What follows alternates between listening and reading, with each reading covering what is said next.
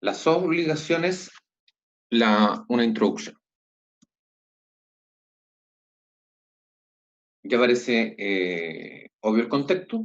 Hemos visto que los derechos, cuando estudiamos el asunto de los bienes, vimos que los bienes podían ser cosas corporales e incorporales, y dentro de las incorporales distinguimos los derechos personales de los derechos reales. Los derechos reales ya hemos terminado con la conclusión: derechos reales sobre cosa propia, derechos reales sobre cosa ajena, derechos reales de goce y de garantía dentro de esto último, y ahora nos falta hablar de los derechos de crédito o derechos personales, que también reciben el nombre de obligaciones. También, al momento de hablar de los bienes, dijimos que el derecho personal es una relación entre dos personas, de las cuales una, el acreedor, puede exigir de la otra, el deudor, un hecho determinado apreciable en dinero. Se puede ver desde el punto de vista del acreedor como un derecho de crédito, del lado del deudor una obligación, una deuda que figura en su pasivo.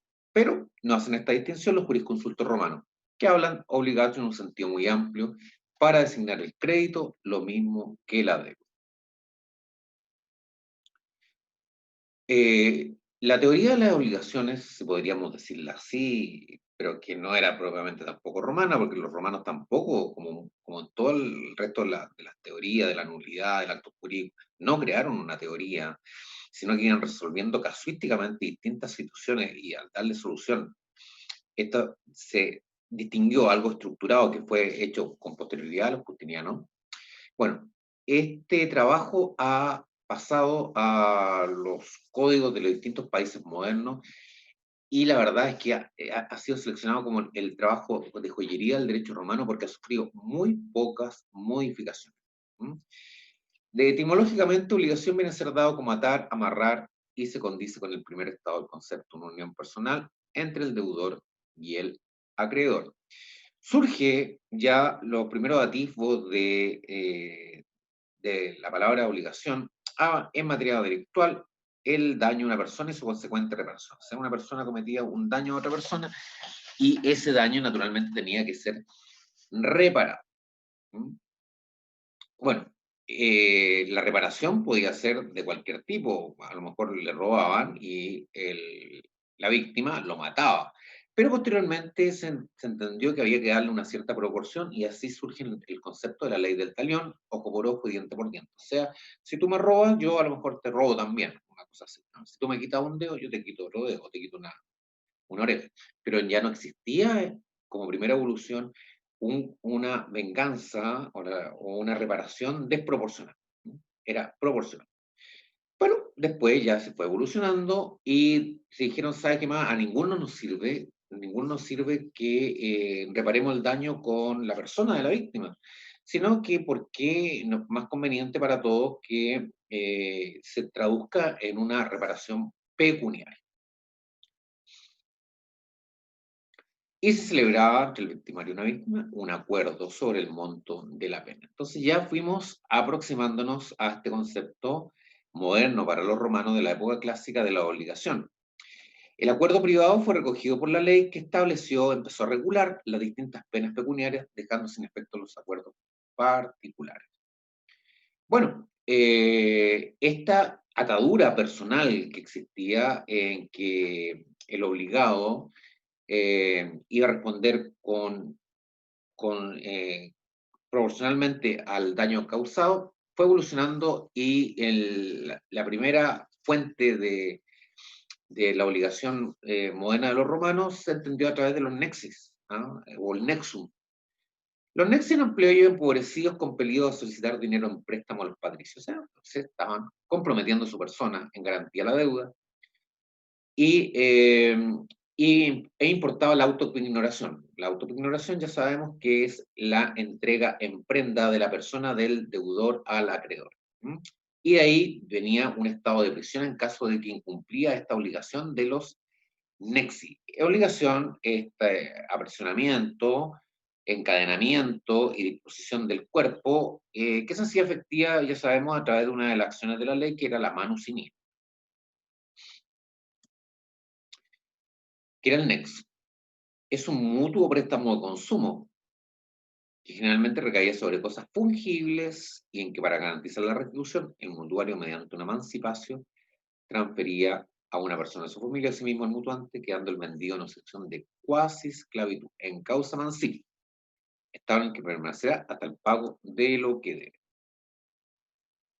Bueno, empieza a evolucionar esto de tener como de una ligazón o un ligamen de carácter personal en que el deudor se ponía a disposición en su cuerpo, con su cuerpo, en la persona del acreedor en caso de incumplimiento.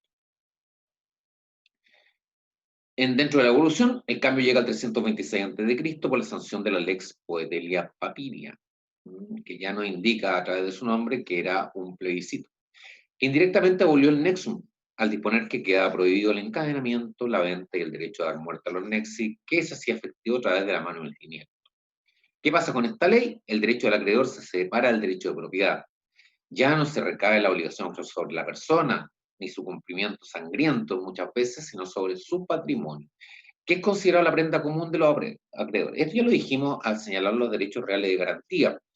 Se llama la prenda general de los acreedores a que cuando uno celebra como acreedor una obligación con un respectivo deudor, uno ya sabe que hay una garantía de por sí, sin mencionarla en el negocio jurídico a celebrar, que es que el deudor, en caso de que no cumpla la obligación, va a tener que responder en subsidio con todo su patrimonio, con todo su patrimonio. Eso se llama la prenda común de los acreedores. Pero la prenda común ya sabemos que es insuficiente por cuanto el deudor puede caer en insolvencia y era necesario hacer otro tipo de garantías, ya las reales o las personales, que estudiamos. Después del nexum empieza a nacer la esponsio, que era un antecedente de la estipulación, como medio de dar fuerza jurídica a las convenciones destinadas a producir una obligación de tipo una promesa de carácter sacramental, ¿no? No hay mucho conocimiento de sus características, pero fue reemplazado por una nueva forma de obligarse, que ya la vamos a trabajar, la estipulación, pero ya algo sabemos. De la estipulación nacen el contrato literis y el mutuo. Y bueno, y ya sabemos, y le he adelantado la importancia a través de la estipulación, es donde se construye la teoría de las obligaciones. A través del estudio de la estipulación nacen las garantías personales, eh, las fianzas, nacen todas las clasificaciones de las obligaciones, nacen del estudio de aplicación de la estipulación. Posteriormente, con la acción del pretor, terminó por configurar la teoría de las obligaciones que nos ha llegado hasta nosotros. Concepto. Ya tenemos un contexto, digamos un concepto. Vínculo jurídico entre dos personas determinadas. Vínculo, ligazón, ligamen, en virtud del cual una de ellas se coloca en necesidad de efectuar una prestación que puede consistir en dare, facere o prestare. Desde la perspectiva del acreedor, ahí está, para que lo lean, y la definición del profesor Argüello, que es sintético y comprensible de todo el espectro de la palabra obligación. Vínculo jurídico en virtud del cual una persona, el sujeto activo acreedor, tiene derecho a constreñir, a obligar, a impulsar, a determinar a otra, el sujeto pasivo deudor, el cumplimiento de una determinada prestación, prestación que puede consistir en un dare, facere, no facere, en un prestare. Análisis. Elementos. Entonces, conforme a este concepto, tenemos distintos elementos. Primero, el vínculo jurídico. Segundo, la existencia de un sujeto activo, acreedor, y un sujeto pasivo, deudor. Tercero, la prestación cuyo contenido puede ser de dare, facere y prestare.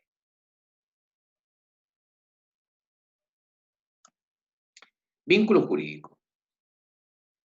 Definición: deber del deudor de cumplir la prestación. Es decir, observar un determinado comportamiento, positivo o negativo, desde que la obligación nace hasta que queda totalmente extinguida. Ya en el párrafo segundo nos empieza a hablar de las fuentes de donde podría originarse este vínculo jurídico, que va a ser un análisis. El segundo elemento, la existencia de un sujeto activo y un sujeto pasivo. No es concebible una obligación sin estos dos sujetos, ¿no? pueden ser una o varias personas, y el acreedor tiene el derecho de exigir del deudor la prestación objeto de la obligación. El sujeto deudor también puede ser una o varias personas y está obligada a procurar al acreedor el objeto de la obligación.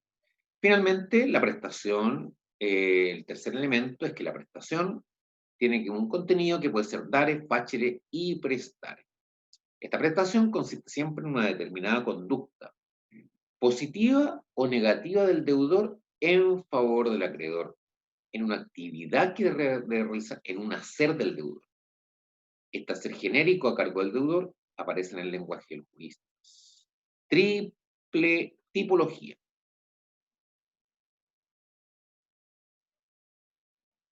Y aquí un aporte en el mismo sentido del profesor Argüey.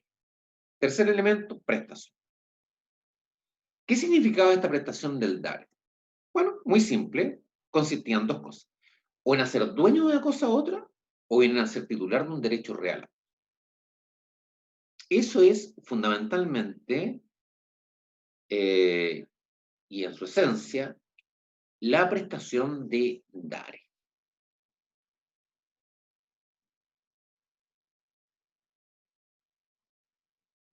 Eso es, más que eso, no, dare.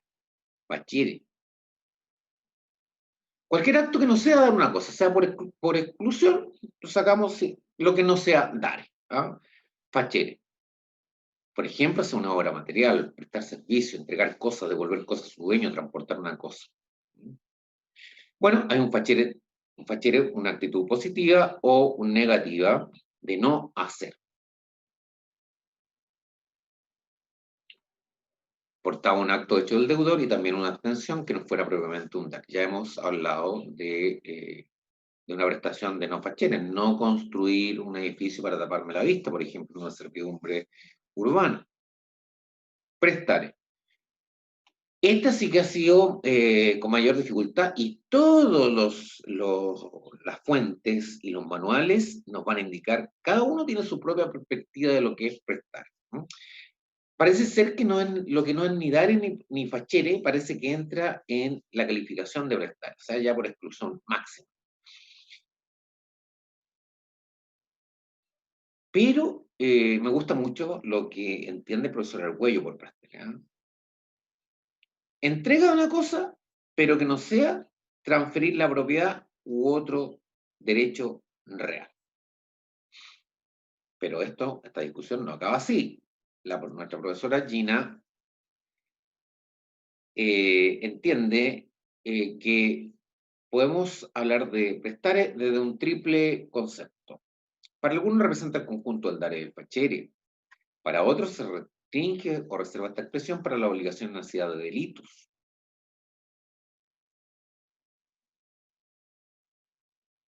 En cambio, para otros significa responder por deudas ajenas como garante, garantizar, otorgar cauciones, especialmente personales como las fianzas, o sea, obligaciones que no sean ni transferir el dominio ni constituir derechos reales. Son distintos alcances de esta tercera prestación prestare. Requisito de la prestación. Luego determinan los elementos. Para Gallo hay obligación cuando entendemos que se debe dar, hacer o prestar algo. Primero debe ser posible. A lo imposible nadie, de ratas, nadie está obligado. Este es un aforismo típico del derecho, ¿no? Lo van a ver en el transcurso de su vida profesional. A lo imposible nadie está obligado. A propósito del estallido social, salió a la luz a través de un oficial de carabineros que no quiso intervenir porque eran demasiados entonces todos los abogados nos acordamos de esta frase, a lo imposible nadie está obligado. Parece que estudiaba ley. En realidad lo que se exige es que no sea imposible y la imposibilidad puede ser física o jurídica.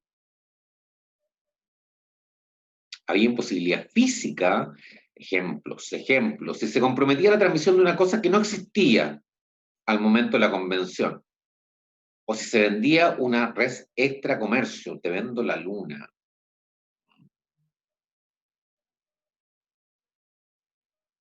Ahora, hay que tener cuidado con la imposibilidad física o material, porque podía efectivamente ser una cosa futura que iba a existir, pero eh, el alcance de que una cosa que no existía en el momento es que ya era muy raro que pudiera existir, como por ejemplo, si hiciéramos un negocio jurídico con una condición suspensiva de que China no invadiera Roma. O sea, claro, una condición suspensiva con la condición de que China no invade. No, China con Roma, ¿qué relación tiene? Parece que va a ser imposible física o materialmente. Debe ser lícita, no sea contraria a las buenas costumbres o las normas públicas. Me gusta más el término del profesor Guzmán, porque normalmente los distintos autores al hablar de obligación hablan de los requisitos modernos, pero fíjense que el profesor Guzmán, y eso lo bueno que tiene el profesor Guzmán, es que él siempre no pierde de vista que todos los elementos que estamos estudiando de derechos reales, derechos personales, tienen que tener un carácter romano, sin perjuicio de que a través del otro ojo podamos estar mirando cómo va a evolucionar para aplicarlas el día de hoy. Cometer o no cometer un delito, no tener hijos, no casarse. Debe ser determinado, determinable y debe ser de carácter patrimonial. Ahí están los 4 requisitos de la prestación. Determinado, determinable. Puede ser en especie o en género, a propósito de cómo esto es determinado, determinable. En caso de ser determinable, debe contener los datos o fijar las reglas que sirvan para determinar. La determinación es en género, debe señalarse la cantidad. Esto lo vamos a ver a propósito de las obligaciones de género y especie, pero el profesor Guzmán en la página 757 entra a... O sea, no puede ser una cosa así como ambigua. Cuarto, debe ofrecer interés para el acreedor. O sea, que tenga un contenido pecuniario. Y así lo agregan los autores, profesor Guzmán. Debe ser estimable en dinero. Algunos autores rechazan este requisito, pero la mayoría lo coge de tal forma que nosotros también. Ello es consecuencia de la convertibilidad tal de toda pretensión deducible en juicio, la condena era pecuniaria. Argüello patrimonialmente valorada, valorable en dinero. Y por último, esta diapositiva nos empieza a hablar de las distintas clasificaciones. Aquí en estas clasificaciones, que son muy modernas, vamos a seguir en estas distintas clasificaciones el esquema que hace el profesor Escandón, que más o menos siguen los otros autores, pero me gusta cómo lo sistematiza el profesor Escandón. Y hasta aquí el PBT, el análisis de introducción a las obligaciones.